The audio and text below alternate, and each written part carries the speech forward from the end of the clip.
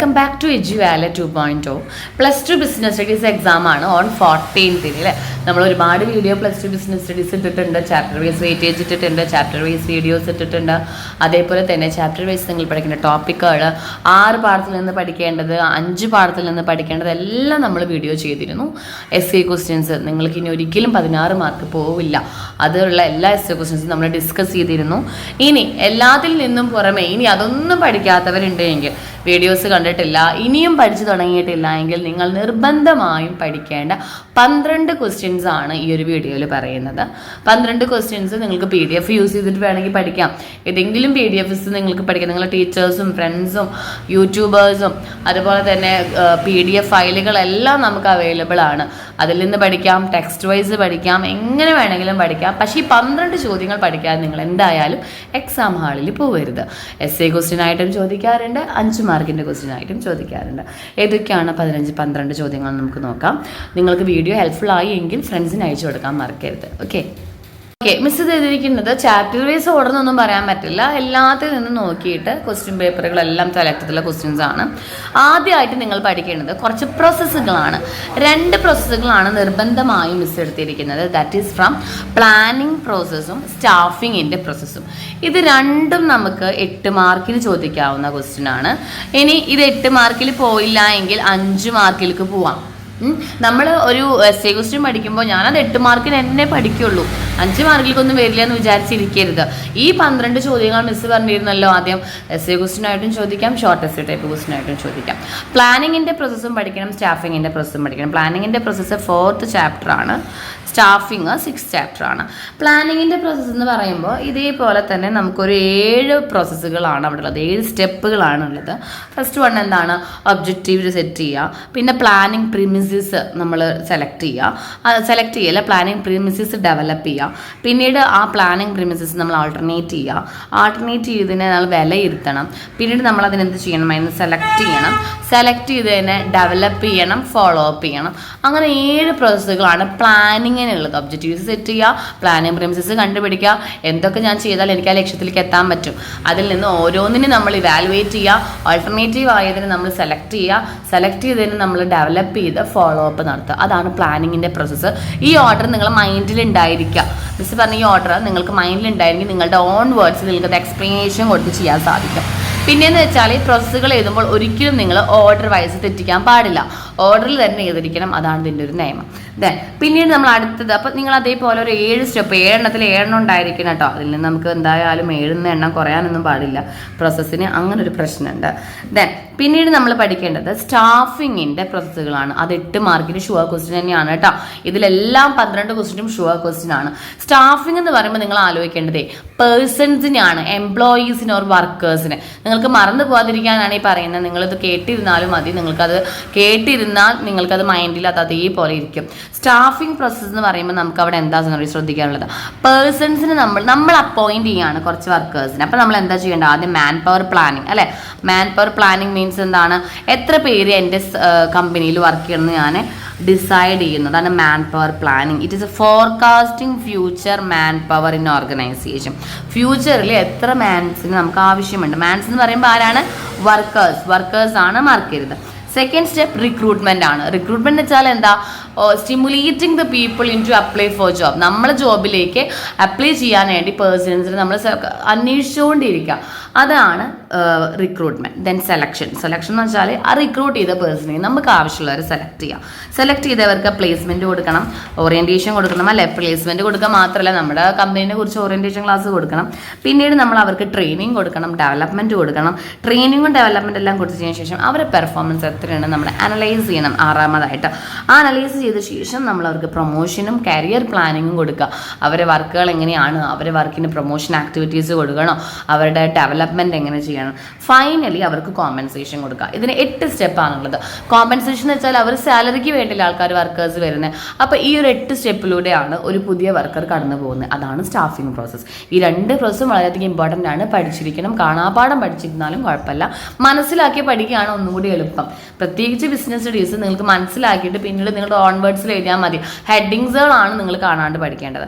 Then പിന്നീട് നമ്മൾ definite ആയിട്ട് പഠിക്കേണ്ടത് കൺട്രോളിങ്ങിൻ്റെ ലിമിറ്റേഷൻസ് ആണ്. കൺട്രോളിങ്ങിൻ്റെ ലിമിറ്റേഷൻസ്. കൺട്രോളിങ്ങിനും പ്രോസസ്സൊക്കെ ഉണ്ട്. പ്രോസസ്സ് നമ്മളോട് ചോദിക്കാറില്ല എന്നല്ല പറയുന്നത്, എന്നാൽ അതിനേക്കാൾ കൂടുതൽ ഇമ്പോർട്ടൻസ് ഉള്ളത് കൺട്രോളിങ്ങിലെ ലിമിറ്റേഷൻസിനാണ്. കാരണം ഒരുപാട് ക്വസ്റ്റ്യൻ പേപ്പറിൽ ലിമിറ്റേഷൻസ് ചോദിക്കുമ്പോൾ ഒന്നുകിൽ കൺട്രോളിങ്ങിൻ്റെ അല്ലെങ്കിൽ പ്ലാനിങ്ങിൻ്റെ ലിമിറ്റേഷൻസ് ആണ് ചോദിക്കാറ്. എന്താണ് കൺട്രോളിൻ്റെ ലിമിറ്റേഷൻസ് എന്നറിയോ? ആലോചിച്ച് നോക്കി വയ്ക്കുക. Difficulty four setting standard. നമ്മൾ സ്റ്റാൻഡേർഡ് സെറ്റ് ചെയ്യുക എന്നുള്ളത് വളരെയധികം ബുദ്ധിമുട്ടായ കാര്യമാണ്. എനിക്ക് എത്ര മാർക്ക് വേണോ? എനിക്ക് A+ മതിയോ? അല്ലെങ്കിൽ വേണ്ട A മതി. അയ്യോ അത് വേണ്ട, ഡബിൾ പാസ് എനിക്ക് കിട്ടുള്ളൂ. അല്ലെ ഡബിൾ പാസ് വേണോ? അത് ഫുൾ മാർക്ക് കിട്ടുമോ? അവർക്ക് ഇത്ര മാർക്ക് കിട്ടിയല്ലോ. അപ്പം നിങ്ങൾക്ക് ആ ഒരു സ്റ്റാൻഡേർഡ് സെറ്റ് ചെയ്യാനുള്ള ബുദ്ധിമുട്ടില്ലേ? എനിക്ക് A+ കിട്ടും, എൻ്റെ കാലിബർ അനുസരിച്ച്, നിങ്ങളെ പഠിത്തം അനുസരിച്ച്, നിങ്ങളുടെ ടൈം അനുസരിച്ച്, നിങ്ങളുടെ എക്സാം എഴുതുന്നതിൻ്റെ ആ ഒരു ടൈം മാനേജ്മെൻറ്റ് എല്ലാം നോക്കിയിട്ട് വേണം നമ്മൾ ഡിസൈഡ് ചെയ്യാൻ. അപ്പോൾ അതേപോലെ തന്നെ ഒരു കമ്പനിയിൽ സംബന്ധിച്ച് സ്റ്റാൻഡേർഡ് സെറ്റ് ചെയ്യുക. ഇത്ര പെർസെൻറ്റേജ് പ്രോഫിറ്റ് ഇൻക്രീസ് ചെയ്താൽ മതിയോ? ഇത്ര പെർസെൻറ്റേജ് പ്രൊഡക്ടിവിറ്റി ആണോ? അത് വളരെയധികം ഡിഫിക്കൽട്ടാണ് കൺട്രോളിങ്ങിൽ. ഫസ്റ്റ് വൺ എന്താണ്? Setting standard is very difficult. Second one എന്താണെന്ന് വെച്ചാൽ കൺട്രോൾ ഓവർ എക്സ്റ്റേണൽ ഫാക്ടേഴ്സ് ആണ്. Little control. നമുക്കിപ്പോൾ കൊറോണ വന്നിരുന്നു, COVID-19 വന്നു, നമുക്ക് എന്തെങ്കിലും ആർക്കെങ്കിലും പിടിച്ചു നിർത്താൻ പറ്റുമോ? അതൊരു എക്സ്റ്റേണൽ ഫാക്ടറാണ്. അപ്പോൾ നമ്മൾ വിചാരിച്ച പ്ലാനിങ് അനുസരിച്ച് കൺട്രോൾ ചെയ്താൽ സെറ്റിംഗ് സ്റ്റാൻഡേർഡിൻ്റെ അനുസരിച്ച് നമുക്ക് എത്താൻ പറ്റില്ല. ആര് കാരണം? ഈ എക്സ്റ്റേണൽ ഫാക്ടേഴ്സ് കാരണം. അപ്പോൾ എക്സ്റ്റേണൽ ഫാക്ടേഴ്സ് നമുക്കൊരു പരിധി വരെ കൺട്രോൾ ചെയ്യാൻ പറ്റുള്ളൂ. അതാണ് രണ്ടാമത്തെ കൺട്രോളിങ്ങിൻ്റെ ലിമിറ്റേഷൻസ്. ദെൻ പിന്നീട് നമുക്കുള്ള ലിമിറ്റേഷൻ എന്താണെന്ന് വെച്ചിട്ടുണ്ടെങ്കിൽ resistance from employees. Resistance from employees എന്ന് വെച്ചാൽ എന്താ? തൊഴിലാളികളിൽ നിന്ന് നമുക്ക് ചിലപ്പോൾ എതിർപ്പ് നേരിടാം. നമ്മൾ പറയുകയാണ് ഞങ്ങൾ ഇങ്ങനെ കൺട്രോൾ ചെയ്യില്ല. അപ്പോൾ എല്ലാ മാനേഴ്സും ഒരേപോലെ അല്ല അല്ലേ? എല്ലാ ഹ്യൂമൻ ബീങ്സും ചിലപ്പോൾ പറയാം അയ്യോ അത് പറ്റില്ല. അവർ റെസിസ്റ്റൻ്റ് ചെയ്താൽ നമുക്ക് പിന്നീട് ഒന്നും ചെയ്യാൻ പറ്റില്ല. അപ്പോൾ റെസിസ്റ്റൻസ് ഫ്രം എംപ്ലോയീസ് നമ്മളുടെ ഒരു ലിമിറ്റേഷൻ ആണ്. ദെൻ നാലാമത്തെ ലിമിറ്റേഷൻ ഇറ്റ്സ് കോസ്റ്റ്ലി ആണ്. വളരെയധികം ടൈം കൺസ്യൂമിങ് ആണ്, കോസ്റ്റ്ലി ആണ്. 4 പോയിന്റ് കിട്ടിയല്ലോ. ഏതൊക്കെയാണ്? Setting standard is very difficult, resistance from employees, we can little control over external factors, then costly ആണ്, ടൈം കൺസ്യൂമിങ് ആണ്. 4 പോയിന്റുകൾ കേട്ടോ. ദെൻ സയൻറ്റിഫിക് മാനേജ്മെൻറ്റിൻ്റെ ടെക്നിക്സ് നമുക്ക് 5 മാർക്കിന് ചോദിക്കാം. പിന്നെ ഇതിൽ ഓരോ ടെക്നിക്കുകളും സെപ്പറേറ്റ് ആയിട്ട് 2 മാർക്ക് 3 മാർക്കിനൊക്കെ നമുക്ക് ചോദിക്കാറുണ്ട്. അപ്പോൾ നമ്മൾ എന്താണ് ചെയ്യുക? ഫങ്ഷണൽ ഫോമാൻഷിപ്പ്, അതൊക്കെയാണ് നമ്മൾ സയൻറ്റിഫിക് മാനേജ്മെൻറ്റ് ടെക്നിക്സുകൾ.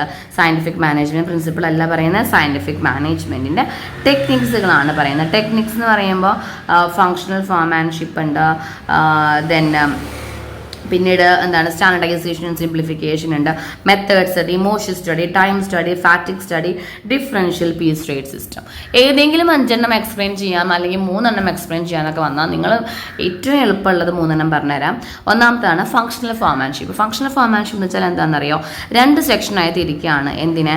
സൂപ്പർവിഷനും ടാസ്കിനും, പ്ലാനിങ്ങും അതുപോലെ തന്നെ എക്സിക്യൂഷനും സെപ്പറേറ്റ് 2 സെക്ഷനായിട്ട് ചെയ്യുന്നതിനാണ് ഫങ്ഷണൽ ഫോമാൻഷിപ്പ് എന്ന് പറയുക. പിന്നെ സ്റ്റാൻഡർഡൈസേഷനും സിംപ്ലിഫിക്കേഷൻ രണ്ടാമത്തെ മെത്തേഡാണ്. അതെന്ന് പറഞ്ഞാൽ എന്താ? സ്റ്റാൻഡർഡൈസേഷൻ വെച്ചാൽ setting standard for every business, അത് തന്നെയാണ്. സിംപ്ലിഫിക്കേഷൻ വെച്ചാൽ എന്താണ്? നമ്മൾ eliminating superfluous size of activities in to small. അതായത് വലിയ ഡിഫിക്കൽട്ടായ ആക്ടിവിറ്റീസ് നമ്മൾ കളയുക, എന്നിട്ട് കുഞ്ഞു ഇതായിട്ട് സിംപ്ലിഫൈ ചെയ്യുക. അതാണ് രണ്ടാമത്തെ. പിന്നെ ഇതിൽ എളുപ്പമുള്ളത് ഡിഫറൻഷ്യൽ പീസ് റേറ്റ് സിസ്റ്റം ആണ്. പീസ് റേറ്റ് സിസ്റ്റം എന്ന് പറഞ്ഞിട്ടുണ്ടെങ്കിൽ വേജ് പേയ്മെൻ്റ് ആണ്. നമ്മൾ എങ്ങനെയാണ് കൂലി കൊടുക്കേണ്ടത്? വേജ് റേറ്റ് കൊടുക്കേണ്ടത് പീസ് റേറ്റ് സിസ്റ്റം പ്രകാരമാണ്. ഓരോ പീസിന് ഇത്ര രൂപ എന്ന് വെച്ചിട്ട്.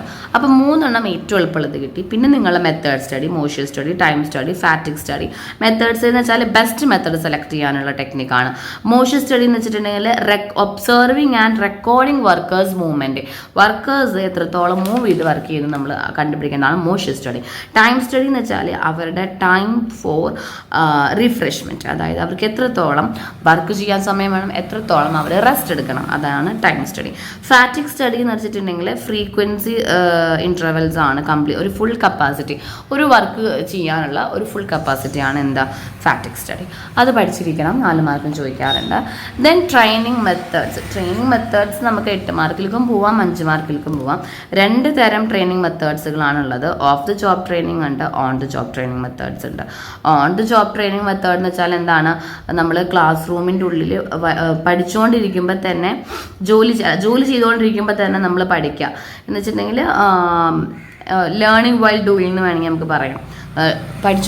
ചെയ്യുമ്പോൾ തന്നെ നമ്മൾ പഠിക്കുക. അത് അപ്രന്റീസ്ഷിപ്പ് പ്രോഗ്രാം ഉണ്ട്, കോച്ചിങ് ഉണ്ട്, ഇന്റേൺഷിപ്പ് ഉണ്ട്, ദെൻ ഏതാണ് ജോബ് റൊട്ടേഷൻ ഉണ്ട്. 4 ഉണ്ട്. 4 എന്താണെന്ന് അറിഞ്ഞിരിക്കണം കേട്ടോ. അപ്രന്റീസ്ഷിപ്പ് പ്രോഗ്രാം എന്ന് വെച്ചിട്ടുണ്ടെങ്കിൽ ട്രെയിനിയുടെ കീഴിൽ ഒരു സൂപ്പർവിഷൻ, നമ്മൾ ഓൾറെഡി നമുക്കൊരു ട്രെയിനറും സൂപ്പർവിഷൻ ഉണ്ടാവും, അവൻ്റെ കീഴിൽ ട്രെയിൻ നടത്തുന്നതാണ് അപ്രന്റീസ്ഷിപ്പ്.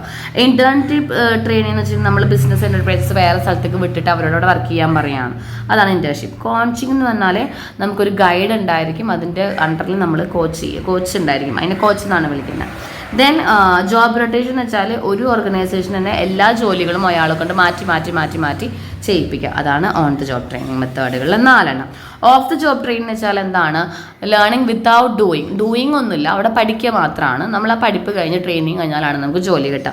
അതിൻ്റെ എക്സാമ്പിൾ എന്തൊക്കെയാണ്? വെസ്റ്റിബിൾ ട്രെയിനിങ് ഉണ്ട്. വെസ്റ്റിബിൾ ട്രെയിനിങ് വളരെ ഇമ്പോർട്ടൻ്റ് ആണ്, 2 മാർക്കിന് ചോദിക്കാറുണ്ട്. അതെന്ന് വെച്ചാൽ സെപ്പറേറ്റ് ആയിട്ടൊരു സെൻറ്റർ ക്രിയേറ്റ് ചെയ്യണം അവർക്ക്. എന്തിനാ? വെസ്റ്റിബിൾ ട്രെയിനിങ്ങിൽ അത് അവർ ആക്ച്വലി എങ്ങനെയാണോ വർക്ക് ചെയ്യാൻ പോവുക ആ ഒരു അറ്റ്മോസ്ഫിയർ അവർ റീക്രിയേറ്റ് ചെയ്യുകയാണ്. ഇപ്പം നമുക്കൊരു ജോലിയിൽ നമ്മളിപ്പോൾ ഒരു സോഫ്റ്റ്വെയർ എഞ്ചിനീയർ ആണ്, അല്ലെങ്കിൽ നമ്മൾ കമ്പ്യൂട്ടർ യൂസ് ചെയ്യുന്ന ആളാണെങ്കിൽ നമുക്ക് വേണ്ടി കമ്പ്യൂട്ടറും ഈ കറങ്ങണ ചെയറും ടേബിളും എല്ലാം, ഈവൻ പെന്ന് വരെ അവർ നമുക്ക് തരും. എന്നിട്ട് അവിടെ നമ്മൾ ട്രെയിൻ നടത്തിയിട്ട് സെയിം അതേ എൻവയോൺമെൻറ്റ് തന്നെയാണ് നമുക്ക് ജോലി ചെയ്യാൻ തരിക. അതാണ് വെസ്റ്റിബിൾ ട്രെയിനിങ്. അത് ഒന്നും കൂടി കോസ്റ്റ്ലി ആണ്, അതുപോലെ തന്നെ നല്ല രീതിയിൽ എക്സ്പെൻസീവ് ആയൊരു സംഭവമാണ്. പിന്നെ ക്ലാസ് റൂമിൽ ലെക്ചർ ഉണ്ട്, ഫിലിംസ് ഉണ്ട്, കമ്പ്യൂട്ടർ മോഡലിംഗ് ഉണ്ട്, അങ്ങനെ ഒരു 4 ഓഫ് ദി ജോബ് ട്രെയിനിങ്ങിൽ നിന്ന് നിങ്ങൾ പഠിക്കുക. ഓക്കെ, ദെൻ പിന്നീട് പഠിക്കേണ്ടതാണ് sources of recruitment. Again 5 mark, 8 mark. ഇതിലേക്കാണ് നമുക്ക് സോഴ്സസ് പോവുക. 2 തരം സോഴ്സസ് ആണുള്ളത്. ഇന്റേണൽ സോഴ്സസ് ഉണ്ട്, എക്സ്റ്റേണൽ സോഴ്സസ് ഉണ്ട്. ഇന്റേണൽ സോഴ്സസ് എന്ന് പറയുമ്പോൾ എന്താണ്? 2 തരമേ ഉള്ളൂ, ട്രാൻസ്ഫറും പ്രൊമോഷനും, വേറെ ഒന്നുമില്ല. ട്രാൻസ്ഫർ എന്ന് പറയുമ്പോൾ shifting an employee from one job to another without changing her status, responsibility, salary, അല്ലെ? സാലറിയോ സ്റ്റാറ്റസോ റെസ്പോൺസിബിലിറ്റി ഒന്നും ചേഞ്ച് വരാതെ ഒരാളെ ഒരു ജോലിയിൽ നിന്ന് ഹൊറിസോണ്ടലി ചേഞ്ച് ചെയ്യുക, അതായത് ഒരേ പൊസിഷനിലേക്ക് തന്നെ മാറ്റുന്നതിനാണ് നമ്മൾ എന്ന് വിളിക്കുന്നത് ട്രാൻസ്ഫർ എന്ന് വിളിക്കുന്നത്. പ്രൊമോഷൻ എന്ന് പറയുമ്പോൾ എങ്ങനെയാണ്? നമുക്ക് high status, high salary, high responsibility. External sources എന്ന് പറയുമ്പോൾ ഒരുപാടുണ്ട്, ഒരു 5 പഠിക്കുക എളുപ്പമുള്ളത്. Labour contract, advertisement, web publishing, direct recruitment, advertisement, then employment exchange ഉണ്ട്, ക്യാമ്പസ് റിക്രൂട്ട്മെന്റ് ഉണ്ട്, പ്ലേസ്മെന്റ് ഫ്രം എക്സിസ്റ്റിംഗ് എംപ്ലോയീസിൻ്റെ റെക്കമെൻഡേഷൻ, അങ്ങനെ ഒരുപാട് സോഴ്സസ് ഉണ്ട് കേട്ടോ. ദെൻ മാർക്കറ്റിങ്ങിൻ്റെ ഫങ്ഷൻസ്, അത് വളരെയധികം ഇമ്പോർട്ടൻ്റ് ആണ്. ഇതേപോലെ തന്നെ എല്ലാം 8 മാർക്ക് 5 മാർക്ക് 8 മാർക്ക് 5 മാർക്ക്. കാരണം എന്താ? മിസ്സ് പറയുകയാണെന്നല്ല, നമുക്ക് ചില ക്വസ്റ്റ്യൻസ് 8 മാർക്കിലേക്ക് പോയിട്ടുണ്ട്, എന്നാൽ അതേ 8 മാർക്കിൻ്റെ ക്വസ്റ്റ്യൻസ് തന്നെ നമുക്ക് 5 മാർക്കിലേക്കും പോയി കണ്ടിട്ടുണ്ട്. ഓക്കെ, അതുകൊണ്ടാണ് 8, 5, 8, 5 തരുന്നത്. കാരണം അത് എന്തായാലും വരും. ഒരു ക്വസ്റ്റ്യൻ പേപ്പറിൽ 8 മാർക്കിലേക്കും ഇത് പോവാം, 5 മാർക്കിലേക്കും പോകാൻ അത്രയും ഷുവറാണ് ഈ ക്വസ്റ്റ്യൻസ് ഒക്കെ. മാർക്കറ്റിങ്ങിൻ്റെ ഫങ്ഷൻസ് എന്താണ്? നമ്മൾ അനലൈസ് ചെയ്യുക, മാർക്കറ്റിംഗ്, പ്രൊഡക്റ്റ് ഡിസൈൻ ചെയ്യുക, ഡെവലപ്പ് ചെയ്യുക, പ്ലാനിങ്, അതുപോലെ തന്നെ ബ്രാൻഡ് നെയിം കൊടുക്കുക, ബ്രാൻഡിങ്, പാക്കേജിങ്, ലാബലിംഗ്, പിന്നെ promotion, pricing, physical distribution, transportation, ഇഷ്ടമുള്ളത് എഴുതാം. നമ്മൾ മാർക്കറ്റിങ്ങിൽ ചെയ്യുന്ന ഇതിൽ ഒരു 8 ഇഷ്ടമുള്ളത് നിങ്ങൾക്ക് എഴുതാം. എന്തൊക്കെ എഴുതാം? വെയർഹൗസിങ് എഴുതാം, ട്രാൻസ്പോർട്ടേഷൻ എഴുതാം, പാക്കേജിങ് എഴുതാം, ലാബലിംഗ് എഴുതാം, പ്രൊമോഷൻ ആക്ടിവിറ്റീസ് എഴുതാം, ദെൻ പ്രൈസിങ് കൊടുക്കുന്നത് എഴുതാം, പ്രൊഡക്റ്റ് ഡെവലപ്പ് ചെയ്യുന്നത് എഴുതാം, അനലൈസ് ചെയ്യുന്നത് എഴുതാം. ഏത് വേണമെങ്കിലും ഒരു 8 നിങ്ങൾക്ക് എക്സ്പ്ലെയിൻ ചെയ്യാം ഓൺ വേർഡ്സിൽ കേട്ടോ. ദെൻ ഏതൊക്കെയാണ് ഏതെങ്കിലും ഒരു sales promotion techniques? Sale promotion techniques നമ്മുടെ അഡ്വർടൈസ്മെൻറ്റും പേഴ്സണൽ സെല്ലിങ്ങും ഒഴിച്ചിട്ടുള്ള കുറച്ച് സെയിൽസ് പ്രൊമോഷൻ ടെക്നിക്സുകളുണ്ട്. ആ ടെക്നിക്സുകൾ എന്ന് പറയുമ്പോൾ നമുക്ക് മെയിനായിട്ട് വരിക എന്താ പറയുക, ഡിസ്കൗണ്ട്, റിബേറ്റ് കൊടുക്കാം. റിബേറ്റ് ഉണ്ട്, ഡിസ്കൗണ്ട് കൊടുക്കാം, അല്ലേ? ഡിസ്കൗണ്ട് നമുക്ക് കൊടുക്കാൻ സാധിക്കും. ദെൻ റിബേറ്റ് കൊടുക്കാം. ദെൻ കൂപ്പൺ, ഫ്രീ കൂപ്പൺ പ്രോഗ്രാംസുകൾ കൊടുക്കാം. ദെൻ എന്താണ്, എന്തെങ്കിലും കോൺടെസ്റ്റുകൾ നടത്താം. പിന്നെ എക്സ്ട്രാ പെർസെൻറ്റേജ് ഓഫ് ക്വാണ്ടിറ്റി കൊടുക്കാം, ഫ്രീ ഗിഫ്റ്റ് കൊടുക്കാം, അല്ലെ? പല രീതികളിൽ സെയിൽസ് ആക്ടിവിറ്റീസ് നമുക്ക് റീഫണ്ട്, റിബേറ്റ്, ഡിസ്കൗണ്ട്, ഓഫറുകൾ, മത്സരങ്ങളൊക്കെ വയ്ക്കാം, അല്ലേ? സാമ്പിൾസ്, ഫ്രീ സാമ്പിൾസ് കൊടുക്കാം. പിന്നെ പെർസെൻറ്റേജിൽ ഫുൾ ഫിനാൻസ് നമുക്ക് റീഫണ്ട് കൊടുക്കാം. പിന്നെ നമുക്ക് ക്വാണ്ടിറ്റി ഗിഫ്റ്റുകൾ, ക്വാണ്ടിറ്റി ഗിഫ്റ്റ് എന്ന് വെച്ചാൽ എന്താ? ക്വാണ്ടിറ്റിയിൽ ഇൻക്രീസ് 25% നിങ്ങൾക്ക് കിട്ടും. പിന്നെ നറുക്കെടുക്കുക എന്നൊക്കെ പറയൂല, അതൊക്കെ സെയിൽസ് പ്രൊമോഷൻ ടെക്നിക്സ് ആണ്. ദെൻ കമ്മ്യൂണിക്കേഷൻ നെറ്റ്വർക്ക്, അവിടെ 2 തരം കമ്മ്യൂണിക്കേഷൻ നെറ്റ്വർക്കുകളുണ്ട്. ഫോർമൽ കമ്മ്യൂണിക്കേഷൻ നെറ്റ്വർക്ക് ഉണ്ട്, ഇൻഫോർമൽ കമ്മ്യൂണിക്കേഷൻ നെറ്റ്വർക്ക് ഉണ്ട്. ഫോർമൽ കമ്മ്യൂണിക്കേഷൻ നെറ്റ്വർക്കിൽ വീൽ ഉണ്ട്, സിംഗിൾ ചെയിൻ ഉണ്ട്, ദെൻ പിന്നെ എന്തുട്ടാണെന്നുള്ളത് നമുക്കുള്ളത് വീല്, സിംഗിൾ ചെയിന്, പിന്നെ എല്ലാവരോടും ഫ്രീ ഫ്ലോ ഉണ്ട്, എല്ലാവരോടും വേണമെങ്കിൽ സംസാരിക്കാം, സ്റ്റാർ പോലെ ഇടുന്നത് കേട്ടോ. അപ്പോൾ ഫ്രീ ഫ്ലോ ഉണ്ട്. ഇതിൽ നമ്മൾ ഫോർമൽ കമ്മ്യൂണിക്കേഷൻ നെറ്റ്വർക്കുകൾ പഠിക്കുമ്പോൾ നിങ്ങൾ സൈഡിൽ ഇതുപോലെ വരച്ച് വയ്ക്കാൻ പഠിക്കാം. മിസ് ഇതിൻ്റെ വീഡിയോസൊക്കെ ഇട്ടിരുന്നു, കാണാത്തതുണ്ടെങ്കിൽ ഡിസ്ക്രിപ്ഷൻ ബോക്സിൽ ലിങ്ക് കൊടുക്കുന്നുണ്ട്, പോയി കാണാം കേട്ടോ. ഇൻഫോർമലിൽ വരുമ്പോൾ കുറച്ച് ഗ്രേപ്പ് വൈൻ ആണ് നമ്മളതിന് പറയുക, കുറച്ച് വ്യത്യാസമാണ്. ഗോസിപ്പ് ഉണ്ട്, ഒരു കുറച്ചും കൂടിയും സിംഗിൾ സ്റ്റാൻഡ് പ്ലാൻ ഉണ്ട്, കുറച്ചും കൂടി ഡിഫിക്കൽട്ടാണ് ഫോർമലിനേക്കാൾ. പഠിക്കാതിരിക്കരുത്, പഠിക്കണം. ബാരിയേഴ്സ് ടു കമ്മ്യൂണിക്കേഷൻ എന്ന് പറയുമ്പോൾ എന്താണ്? തടസ്സങ്ങൾ. കമ്മ്യൂണിക്കേഷനിലെ തടസ്സങ്ങളാണ് ബാരിയേഴ്സ്. അവിടെ നമ്മൾ ബാരിയേഴ്സ് പറയുമ്പോൾ സൈക്കോളജിക്കൽ ബാരിയേഴ്സ് ഉണ്ട്, ഓർഗനൈസേഷണൽ ബാരിയേഴ്സ് ഉണ്ട്, അതുപോലെ തന്നെ സിമെൻറ്റിക് ബാരിയേഴ്സ് ഉണ്ട്. 4 തരം ബാരിയേഴ്സ് ആണ് അവിടെ ഉള്ളത്.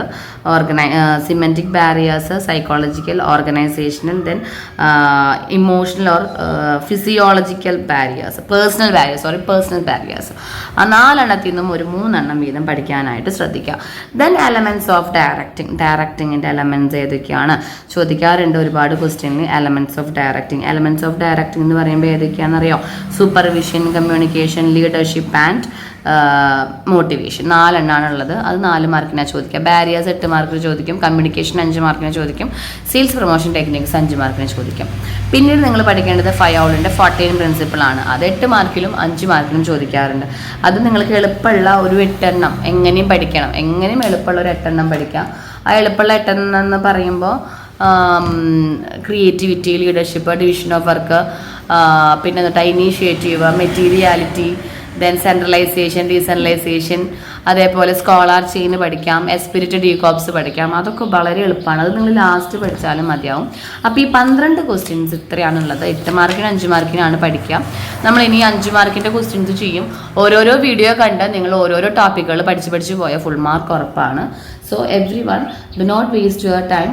നിങ്ങളെ ടൈം വേസ്റ്റ് ചെയ്യാതെ 14-ാം തീയതി എക്സാം വെച്ചിട്ട് കളിച്ച് നടക്കണ്ട. എല്ലാവരും വേഗം പഠിക്കാനായിട്ട് ശ്രദ്ധിക്കുക. വീഡിയോ ഹെൽപ്ഫുൾ ആയെങ്കിൽ നിങ്ങളെ ഫ്രണ്ട്സിനൊക്കെ ഒന്ന് അയച്ചു കൊടുക്കുക. Okay dear student, thank you so much.